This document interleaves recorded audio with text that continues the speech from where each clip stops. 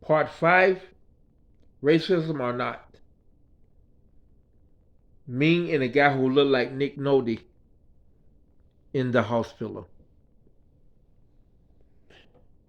Well, I was still in the hospital about their foot thing, and like I said, they turned a 4 to 6 weeks toe infection, and the doctor say, "Oh, this is healing 4 to 6 weeks." They would have cut your toe off, but see, these people going out some leg.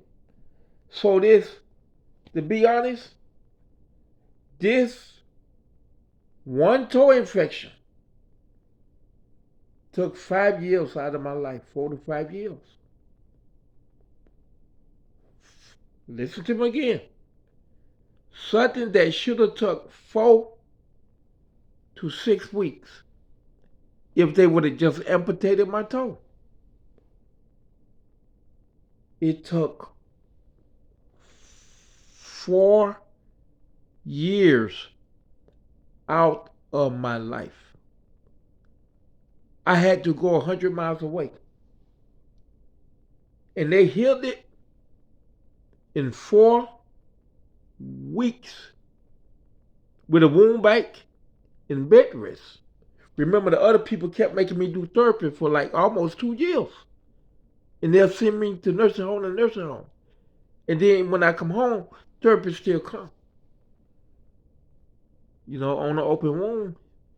And every time I walk, it reopen the wound according to the doctor that helped me. They say I should have just been having bed rest, no therapy, right? But anyway, I'm in the hospital for about the 5th time because of this damn toe thing.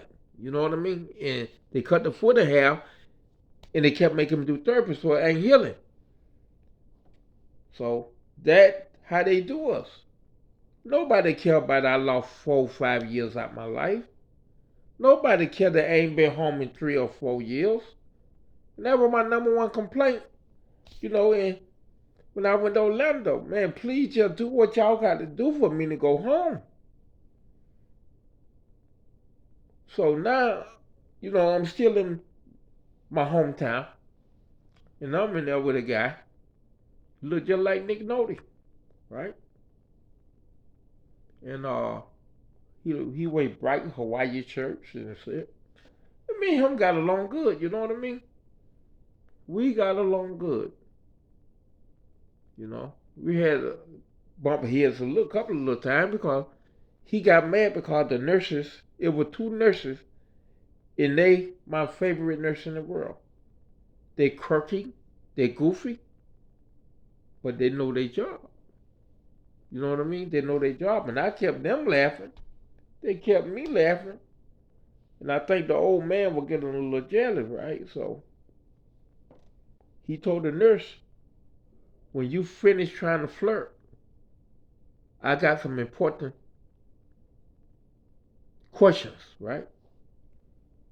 So the nurse say, "Ooh, he's so mean. You heard him?" I said, "Yeah." I said, "What the hell can an old man like me do with you?" And we both went to laughing. Like I say, I keep them laughing. They keep me laughing. So she went over there. She said, "What's wrong with you, grumpy?" That's what she said to Nick Nolte looking dude. "What's wrong with you now, grumpy?" And he said, "You spend all day over there with him, laughing and talking and blah, blah, blah, blah, blah." And she said, "Well, I can do what I want on my break." You know what I mean? And he said, "Well, I got a complaint." And I ain't lying now. He said, "I got a complaint." Now, I don't know whether he talking about a week, but he kept saying a date. And he complained to several nurses 3 days in a row. And after he got tired of complaining, he checked himself out. And here come the complaint. He said, "At home, I take 72 Percocets a day. But in a hospital, y'all only giving me 60 something a day." Right? And oh my God. And I'm thinking the guy might be just playing with my head because he see me argue with some of these nurses, about I need a painkiller. But the two nurses who I like the most, I don't have no trouble getting a painkiller for them. But it was some more. I had trouble. You got to fight to get painkillers and blah blah blah. Like I say, most of them people you fight to get painkillers, and they lie to you and say, "Oh, your prescription ran out. The doctor got to reorder some more and all that shit." They be stealing your pills, right? But and I'm listening and I'm saying to myself, this guy has got to be lying just to get under my skin. But none of the nurses, it was about 4 different nurses, what he talked to. He said, well, at home I take 72 Percocets a day, and in the hospital y'all only give me 63 or something, he said, right? And the nurse said, well, you got to talk to your doctor, blah, blah, blah, blah. But none of the nurses seemed shocked because I'm looking at them as he talked to them, right? And like, wow, 72 a day, 72 a week, even 72 a goddamn month. This is the world where we don't see. Most people don't see that. Most minority don't see that. You know what I mean? Here come me with my toe or foot cut off. I don't remember which one, but I'm begging every night for a Percocet or Oxycontin. But they would never give me a Percocet. Never. The whole while I went in the hospital, I never had a Percocet. And somebody told me, I think one of my boss men, the one who was on drugs bad, he said, if you take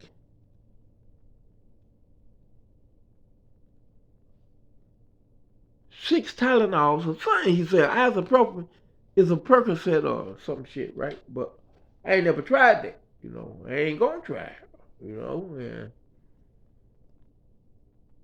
when the man checked himself out because he got mad, he said, if I don't get my other Percocet so I can have 72 a day, I'm leaving. I'm checking myself out of here, right? So I'm looking at him, me and him ain't talked since he say me and the girl was flirting or whatever. I don't know what the hell he talking about, but when he got ready to go, I say, sir, I know you probably ain't got no connection. I say, I got a connection to you, man. I love you, man. I say, you take care of yourself. He said, you too, bro. Come by and see me sometime. You know? Because he told me where he lived at it. And I realized I see this man all the time when I'm going to Sam's. He had some kind of June buggy, and all he talked about was that June buggy, just like a little kid. And I think he was 70, son. But he talked about that June buggy. He be talking to the nurse. He said, I got June buggy. Everybody know me from the June buggy. I be running Sam's and Walmart area. It got so amount of battery, and this amount of battery, it can run for so. And them ladies be like, the head be spinning like, man, I don't give a damn about no June buggy. But I never forgot this man. I'm thinking about my brother down in cancer and can't get no painkiller in the hospital or the nursing home. I'm thinking about my mama in pain in the 80s or 90s. They wouldn't give no painkiller, not even no antibiotics. And she was in so much pain, she said, please cut it off. Please cut it off. But mind you, she just got a toe infection. And the doctor say, can we just cut your whole leg off? She said, man, do what you got to do. Please just cut this. Cut what you got to cut off, man, to stop this pain. And I questioned the doctor, and then come to find out, everything I said was right. I said, why can't you cut her toe off, give her antibiotic and painkiller, and let it heal. He said, past that. Then I questioned him about plain blood thinners. He said, no, it passed that. Her blood too thick. And remember I say, when they tried to cut the other leg off, now every time they cut one of your legs off, they prepare you before you leave the hospital. They say, it's a percent that 9 times out of 10, we're going to have to cut the other leg off within a year. But see, they be the dabber in that leg. The vascular surgeon. Because when I was on the vascular table, right, they supposed to cut my left toe off, right? And on the vascular table, you got to be woke. And I keep feeling that man in my right ankle. I said, hey, Doc, what you doing in my right ankle? You supposed to be in my left, make sure my left leg got good circulation, right? He said, well, I'm just looking out for you, Dave. I'm looking for your PAD. And I said, but the hospital said they cancel that. They said that's my problem. They ain't got nothing to do with them. Then he looked kind of like scared, right? So me and him got close and close and closer, right? The one day she come in my room, right? He said, when that man cut your foot to the ankle and just supposed to cut your big toe, he said, did he tell you why? Then he told me, think of it like a car. You get a flat tire, you put another one on and go about your business. He said he felt that he was doing me a favor by cutting my foot off, and he know it wasn't going to heal. And he said, then if I get my leg cut off, I'll be walking quicker. And that man said, he actually compared you to a car tire? I said, that's what he did. You know, and me and this man went to get in close. And I said, Doc, tell me something. When we were on that basketball table, you kept going to my right ankle. I said, man, what you were doing? And he said, you don't understand. I said, well, I understand. I said, trust me, sir, I understand what you were doing. I said, you preparing that other leg to be cut off. And he said, you're right. I said, but why? He said, nowadays, when we operate, we don't operate to heal. We operate so you can make it a couple of months, maximum up to a year, before you be back on our table again. I say, so if I were your son, my leg would have never got cut off.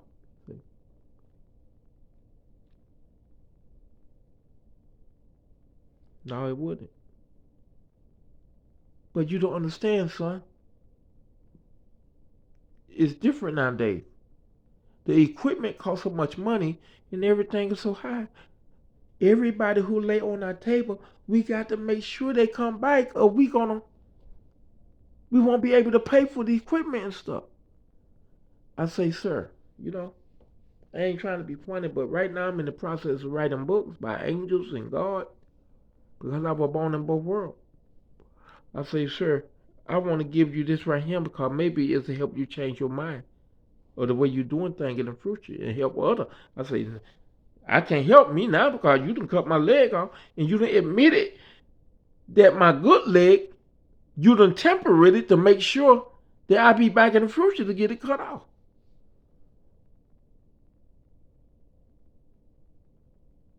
I say, but sir, I've been face to face with God and I was raised by an angel. I say, you think about that the next time you tamper with somebody's body part to make them come back. I say, now I'm scared because y'all the one who put stents in people's heart and stents in people's ankle. Now I don't know what you done did to my ankle, but ever since you mess with it, when I eat certain food, my foot and and ankle feel like they about to bust. I say, so I know you done clogged something up, sir. I say, but I hope God remove it, whatever it was. And you know, that's pitiful. And this is going to end this series about painkiller. And just remember, a crippled guy will get an over-the-counter Tylenol who was shot 9 times recently. You know, when he was in there, 3 weeks. Remember, I got toes cut off, finger cut off, half a foot, whole leg. Not one time they were offered me painkiller. I had to fight like hell. Matter of fact, when they cut my leg off, the same man I just was talking about, he cut the leg off. The next morning, the nurses will come in and say, here can your pain pillar, here can your pain pill, gabapentin. Right? Remind you, President Clinton say, what these people learn in 20 years, I can learn in a year. Even lawyers too. So when she kept saying, here's your painkiller, gabapentin, 2 seconds I found it on Google. And you know what to say? Don't use gabapentin as a painkiller because it's not. It's for nerve disorder and neuropathy. Right? So I'm in pain. I just got my leg cut off the day before, last night, the night. They giving me gabapentin. So I called the doctor. The doctor said, oh, gabapentin painkiller. I showed her Google. She dropped her head. Gave me the real shit then. And got my black ass out of there that same day. And she was mad as hell. Mad. And I said, Miss, why you mad at me because I was in pain? I got my leg cut off, man. And y'all giving me gabapentin. There ain't no painkiller. And now you hate me and mad at me. I say, do y'all have any type of sympathy nowadays, y'all doctor? I say, you young, you look like you 24, you's a doctor. But now you want to cut my throat because my leg got cut off for no fucking reason. And she say, well, it's your ex-wife's fault. I say, no, it's my ex-wife's fault because she got my toe infected and lied and say it wasn't infected because she wanted to spray it so she can continue to get rent and blackmail me out of money every month. I say, it's the doctor's fault because he supposed to cut my toe off and he cut my foot to a damn ankle. But I said, no matter whose fault it is, y'all cut my leg off unlawfully, and now y'all don't want to give me painkillers. I say, it's crazy, Mick. I said, the government say I'm going to be one of the greatest writers of all times one day. Of all times. They told me to write as much as possible. They own all my medical paper. They own all my legal paper. And one day they going to dabble in it. Because they rewriting the book on racism based on my life. And they plan on doing it in 2050. I say, but you never know who in your damn hospital. You don't know a clue who in this hospital. I say, miss, everything got to do with history. Whether you like it or not, you part of history. But try to be on the good end of history. Try to be on the good end, miss. Because what you mad at right now don't make no sense. And she still wouldn't tell me she's sorry. She stormed out my room mad. Mad. Because my leg got cut off. 6 or 8 hours. And they won't give me no painkiller. And they want to lie to me. Say, here you're gabapentin, your painkiller. Because they doing research. I already know what they were doing. They doing research to see how many people they lied to and say, here can your painkiller and gabapentin out of painkiller. And they want to see how many people complain about pain. You know what I mean? Because they weren't giving them painkiller. They're all research and study. This is the end of my racism or not for now. Thank you and God bless.